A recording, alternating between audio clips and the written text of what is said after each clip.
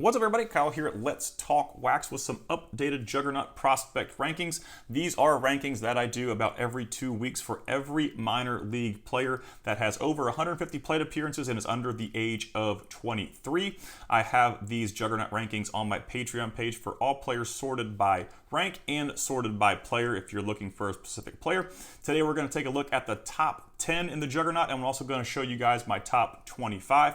But before we jump into our top 10 and top 25, I'm going to tell you how these Juggernaut rankings actually work. So I spent about the majority of the 2023 season trying to tweak these rankings, and they are based on 6 different stats: weighted on-base average, stolen bases per plate appearance, K percentage, swinging strike percentage, WRC plus, and age level. I created different weights for each of those stats to come up with a final score. And I feel like my rankings are in a pretty good place because they are very linear with the guys that are performing very well and some of the top prospects in minor league baseball according to some mainstream organizations. So I do really enjoy this formula. I haven't messed with it at all in 2024 because I kind of like what it's doing and the results it's putting up. But the thing with this is it does not put into account any defensive value. You're going to see some guys on this top 10 on this video especially that do not have a very high defensive ceiling by any means. So it does depend solely on speed and hit profile. But that's really all the Juggernaut ranking system is. It's not my personal opinion. It is completely stats based. It's just the stats that I like. So there is some subjectivity involved, but it is more objective than my Let's Talk Wax rankings, which I'm going to get to right now. So when we're talking about our top 10, you're going to see a Let's Talk Wax rank. You get these ranks with all of my content. These are my completely subjective ranks where I take all facets of a player into account and I rank them based on what I think their ceiling could be in the future. We've got elite as an MLB MVP, and we've got 7 as an upper level MiLB player, someone who kind of fizzles out in the upper minors or gets released in the upper minors. So it's elite through 7, and you're going to see those Let's Talk Wax ranks for each player on this top 10.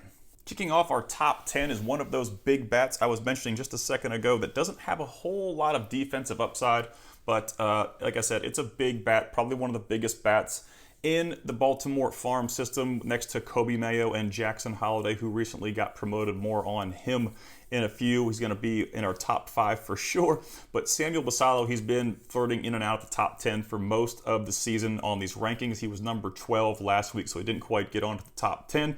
Not a whole lot has changed. He didn't put up shock and awe numbers, and I think because of that, people are maybe kind of falling off of Basallo. His cards are down to $80, which I still think is pretty cheap for the type of bat that we're looking at here.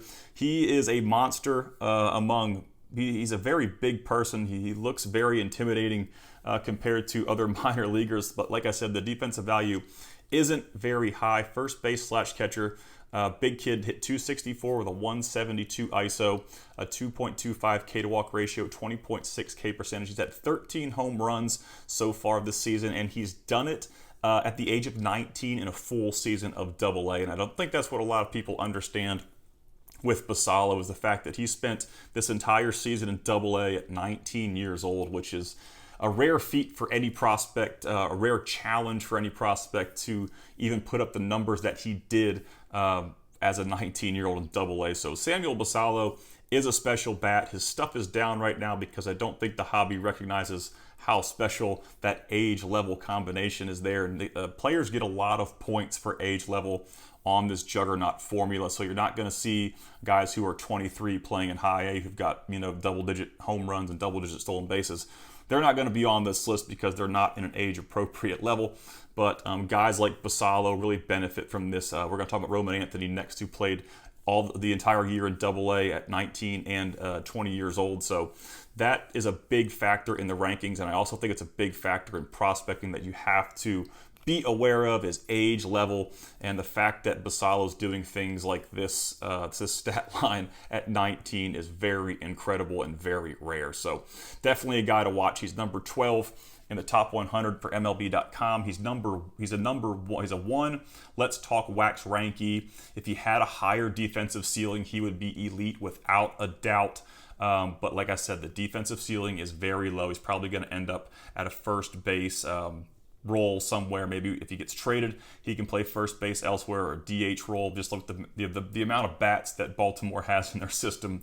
It's pretty crazy. And Kobe Mayo is a special hitter too. So interested to see how that pans out. At number 9, we've got Roman Anthony, probably my favorite prospect in the Red Sox organization. I know Marcelo Mayer is number 1 in that organization according to MLB.com. And Roman Anthony is number 2 organizationally, but I just like the skill set of Roman Anthony, the 5-tool possibility.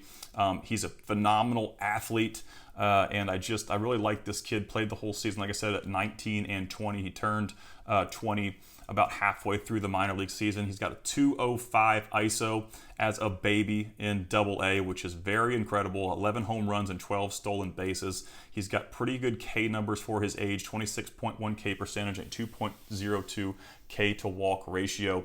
Plays strictly center field. I think he may have played, 10 or 15 innings in a corner outfield position, but he definitely has a 5-tool ceiling. Now, while his batting average may be 247, his weighted on base average is 363. And I think the thing I like most about Roman Anthony is the swinging strike percentage at 9.0 for a 19/20-year-old in Double-A. That is also very rare. So there's an advanced hitter here in Roman Anthony with some big tools. He's number 14 in MLB.com's top 100. He's also a Let's Talk Wax rank of 1. Pushing very close to elite down the road, possibly.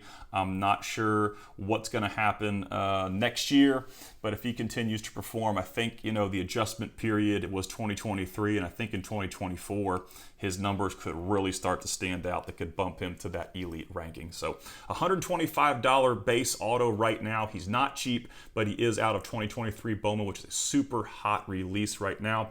If you guys are looking to rip some wax, which I highly advise against if you have to satiate the hunger to rip some wax, 2023 Bowman is a great rip right now with lots of top prospects. I'd probably take that 10-1 over 2024 Bowman right now. It's probably my favorite release right now as where we stand, as far as prospects and performance. If you need to rip, that would be a good one, but I don't advise ripping wax. Only to satiate the hunger, not to try to get big cards, because 90% of the time you're not going to hit a whole lot of fun stuff. At number 8, we've got Henry Bolte. He was on the top 10 last week. If you guys watch my content, you pretty much know the profile here. He's young, he's got a huge speed power ceiling, but it also comes at the risk of some significant swing and miss issues. He had a 32.5 K percentage through high A and Double-A this year, and a 33.6% K rate as a career over his entire career. So there's been some swing and miss throughout his career. 36 stolen bases, the most on this list, and he's 12 home runs for a 20-year-old in Double-A is also pretty impressive. So 210 ISO. You know what you're going to get here. You're going to get a big speed power ceiling with some swing and miss. He is not a top 100 prospect right now. He's number 2 on my Let's Talk Wax rankings. He's a $50 auto, and they are SP'd. His bases are redemption. They're really hard to find anywhere, as a matter of fact. So if you see any Henry Bolte, just understand that he is a very difficult auto to find, and they're right around $50 right now.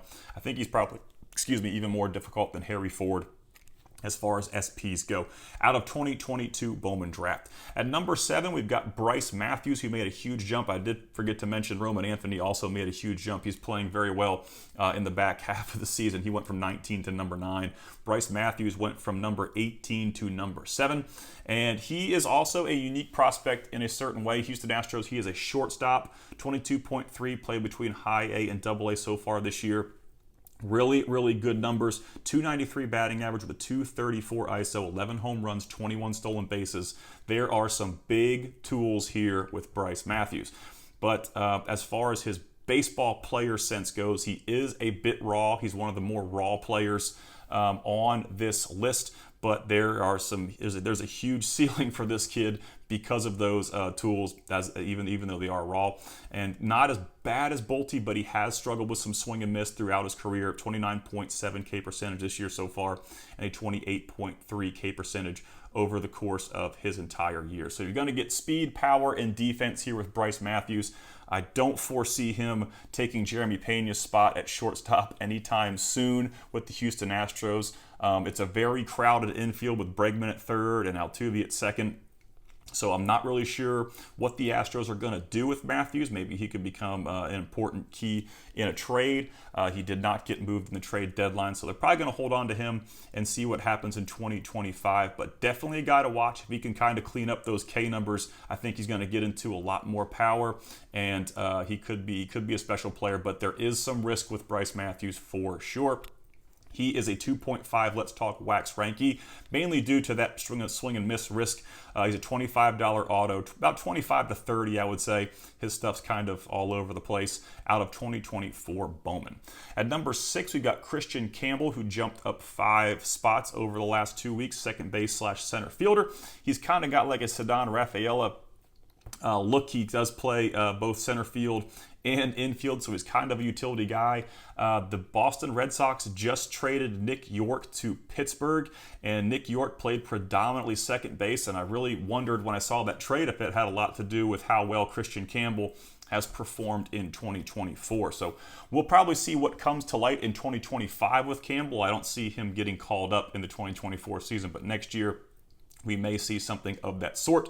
We've also got Marcelo Mayer, who could occupy a second base role, as he waits for his turn to play shortstop at the major league level. So a lot of stuff going on in Boston Red Sox organization over the course of the 2024 season as far as top prospects go. I think two of the bigger ones right now are definitely Boston and Baltimore. Seattle's got a really big farm system. And make sure if I missed any of you guys who are super fans, let me know about your systems as well. But those are 3 that really stick out to me in 2024 as far as absolute stud prospects. He's hitting .346 on the season, the highest batting average on this list in 2024 with a .220 ISO. He's got 12 homers, 14 stolen bases, an excellent K to walk ratio, just above a 20% K rate. And these numbers are pretty consistent through his career. Not a huge sample size, though, here with Christian Campbell. He just came out of the 2023 draft. So, like I said, small sample size guy. .339 career average, .209 ISO, 21.1 K percentage as well. Not a top 100 prospect yet. I do foresee that coming possibly if we have some guys graduate in the late 2024. He could be on the top 100 prospects list as soon as 2025. He's a Let's Talk Wax rank of 2 for me. He's a $40 auto out of 2023 Bowman draft. Now, if you guys enjoy this content and you want to help support the channel, I've got a ton of exclusive stuff over on my Patreon page to kind of help you guys keep organized and stay on top of all prospects that have a Bowman Chrome First auto. I do autograph checklist breakdowns for all releases from 2019 all the way to the present. Then on those breakdowns, I kind of give all the career stats at every level for each player. I give them a Let's Talk Wax rank, and I also do a short write-up with comps for each player. Some cool information, a good way to stay organized. I try to update those about 3 or 4 times per year. I do team break guides as well for all you guys who like pick your team breaks. You can find those for all releases from 2020 to present, and it kind of ranks each team and shows what player has a first chrome or a first auto or a rookie card auto, broken down by each team. And I also have the Let's Talk Wax ranks applied to them over there to kind of keep you organized. As I mentioned before, my Juggernaut Rankings system is available to you, the entire ranking system over on Patreon. I've also got my finalized 2023 rankings over there. I've got my top 100 Bowman Chrome autos under $50 list that I updated about a month ago. There's a lot of cheap buys over there if you guys are looking to kind of do prospecting on a budget.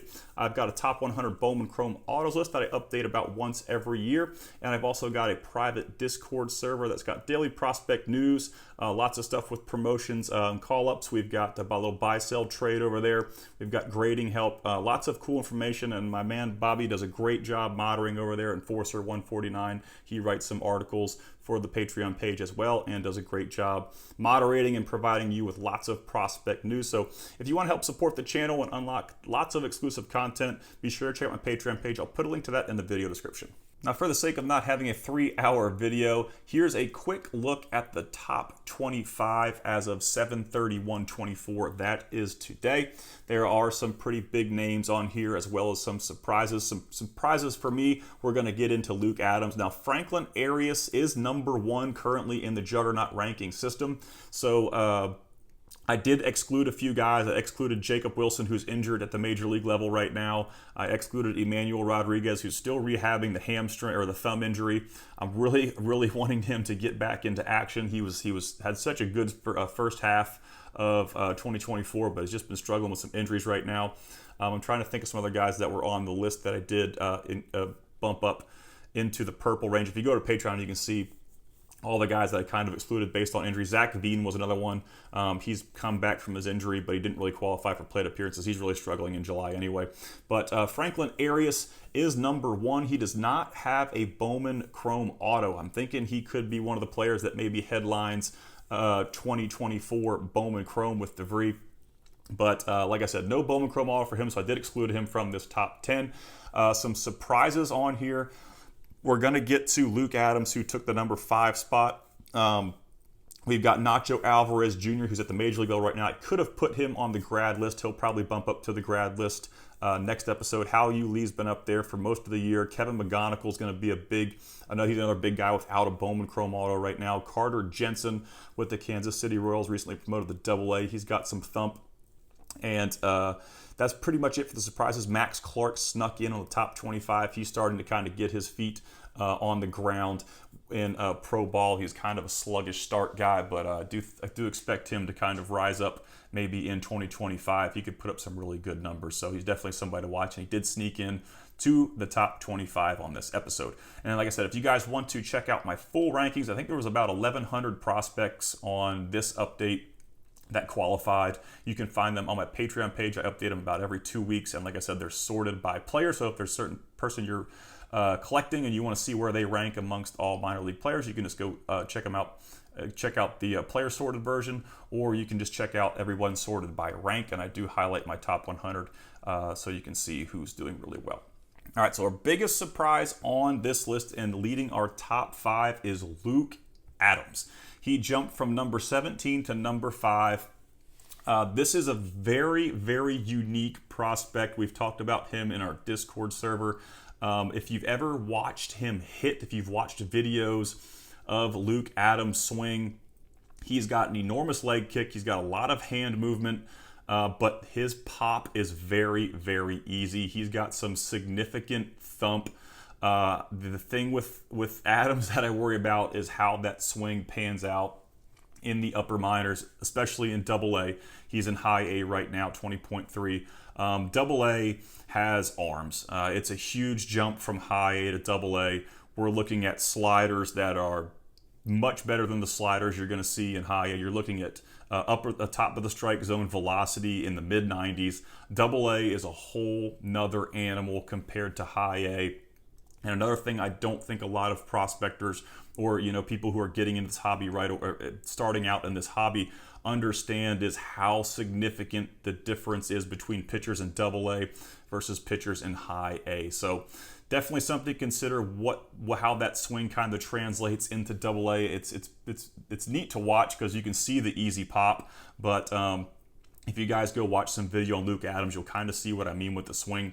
He's got a 235 batting average, the lowest on this list. So how in the heck is he at number 5 with a 235 batting average? Well, he's got a 400 plus weighted on base percentage. Number 1, because when he makes contact, it is hard contact. It's easy power. And number 2, he takes a significant amount of walks, which is included in a weighted on base average. So he's getting on base by hitting balls really hard. He's getting on base by walking. He's got 9 home runs and 25 stolen bases right now. I don't see him as a stolen base threat in the upper minors or at the major league level. He's got some pretty good straight line speed. His defensive ceiling is also pretty low, probably going to be at best an average third baseman at the major league level, and probably going to foresee a first base situation going on as he matures and gets even bigger. He's a monstrous dude. I think he's like 6'4", he's huge. He's probably about 230. He's a big dude. Go watch some video of him. But like I said, he does make a lot of crap contact, and that's kind of how the batting average manifests at 235. He probably gets fisted up a lot, and like I said, with the large leg kick and the timing, the amount of timing that goes into a swing like that, I can see where his batting average is low, but when he makes contact, it's going to be hard contact. I think one of his home runs was a 112 miles per hour exit velo that I watched on video, but definitely got to check out. He's super cheap. He's like a $15 auto right now, and he was one of the big surprises. You know, when I punched in all the data for for the Juggernaut rankings this week, and I saw Luke Adams at number 5, I was like, holy crap, you know. How did he pull this off? So really good K numbers. But like I said, he does make some poor contact, but when he barrels it up, when he actually finds the barrel, it's easy power, and you're going to see that on the video. So 2.5 on my Let's Talk Wax ranking system right now. Probably one of my favorite sleepers out of that 2024 Bowman group. But definitely got to check out Luke Adams. I'm going to quit rambling on about him. But it's the first time we've talked about him on this show. So we're going to probably fly through all these other guys because they've been staples in the top 5. Moises Ballesteros, another huge bat. He was like a $10 auto coming out of 2023 Bowman. No defensive upside, really. He's not going to catch. He's probably going to play first base. Kind of a bad body, 20.7 years old, high AA. You can see all the numbers in red. He's got the lowest K percentage on this list, the lowest career K percentage.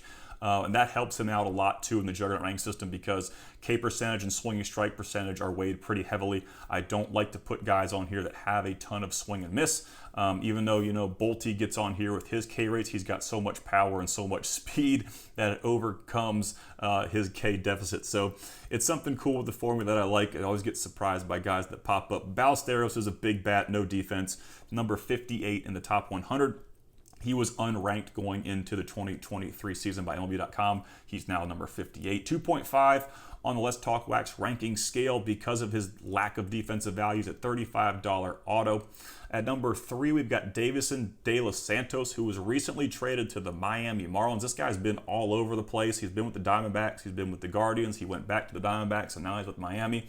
So I'm kind of wondering if there's like a stigma kind of with Davies and De Los Santos that organizations aren't really that fond of, and that's why he keeps getting passed to different organizations, but I can't.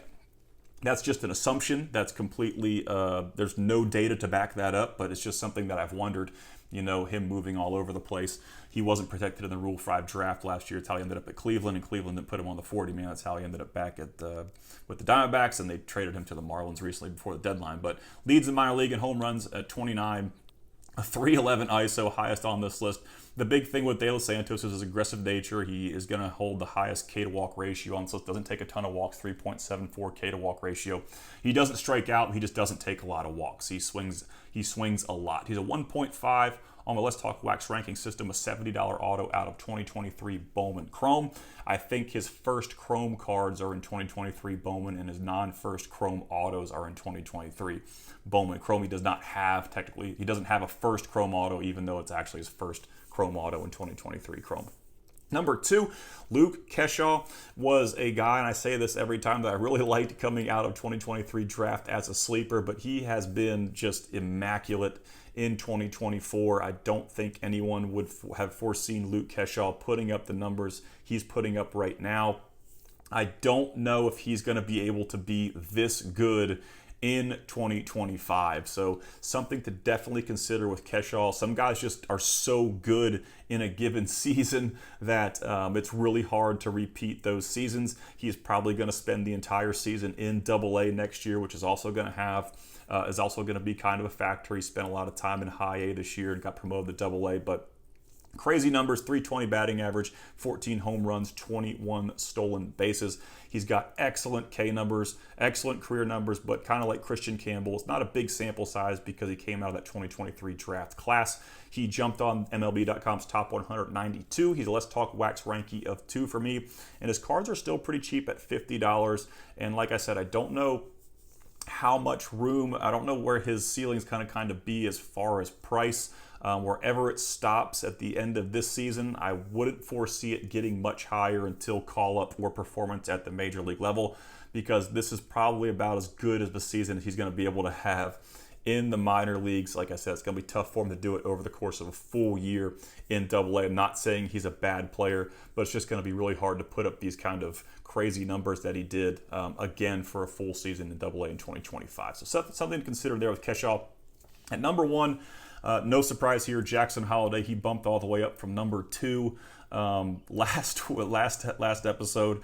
I really didn't understand the dip in price with Jackson Holliday after he was called up and struggled tremendously in his first little stint in the big leagues. I think it was only like the course of like 40 or 50 40 or 50 games. He's an amazing prospect. His numbers are just too good for his age, and I really had no hesitation in just continuing to make him my favorite prospect in all of baseball after his woes at the major league level and being optioned back to AAA. He was called back up yesterday as all the trade deadline stuff was happening. Norby was traded to the I forget where Norby went. Norby was dished. You guys put that in the comments because so many trades happened that I've been trying to keep track of all those. Bobby does a great job of tracking all those up to the deadline in the Discord server. But be sure to let me know where Norby went in the comments.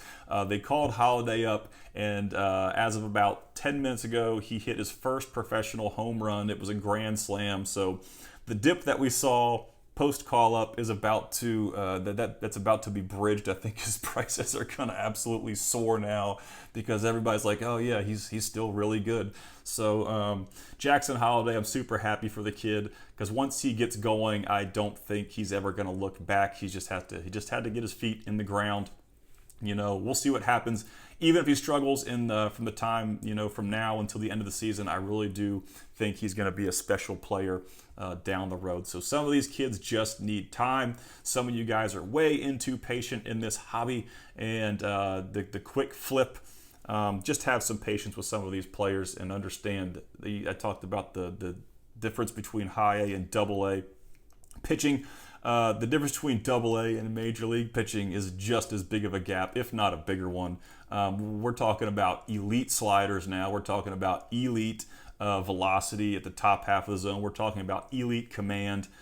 Starting pitchers are elite at that level, and it's really difficult to just jump in, and have instant success. We saw Jackson Trio struggle, this year when he got called up to the major leagues, and everybody's like, oh my gosh, everybody's freaking out because Jackson Trio, isn't hitting 300 with a 200 ISO and, 12 home runs and 30 stolen bases going into the All-Star break. So he's starting to pick it up. You just got to give these kids time and be patient and be willing to wait a little bit. But Jackson Holliday, really glad to see that he did hit his first home run. I was a little worried about him going into the trade deadline if they were going to try to make a move with Jackson Holliday, but I figured he would be one of the untouchable players. I really do think that Holliday, Basallo, and Kobe Mayo are pretty much untouchable in that organization because of their ceiling and where they could end up, at the major league level. So that's going to wrap up this top 10.